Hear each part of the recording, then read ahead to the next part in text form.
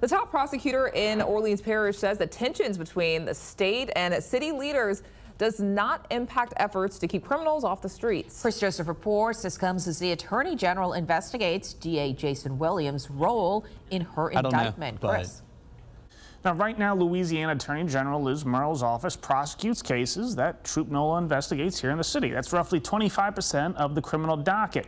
A New Orleans grand jury indicted Attorney General Liz Murrow earlier this summer for malfeasance in office and public intimidation.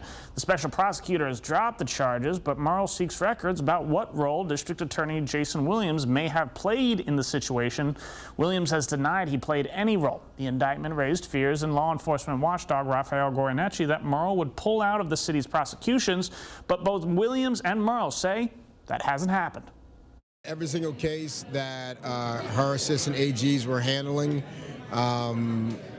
is still with her AGs. Every single case that we had, we're still handling. We haven't pulled back or clawed back anything, and they haven't done that either. The state police are still working the plan that we set up with the NOPD with Fidelity. Now, Murrow made similar statements in July and said her office will continue to invest time and resources into New Orleans. The AG's and DA's offices have overseen a significant drop-off in murders in the city. Murder is down 63% compared to this time in 2023. Lauren?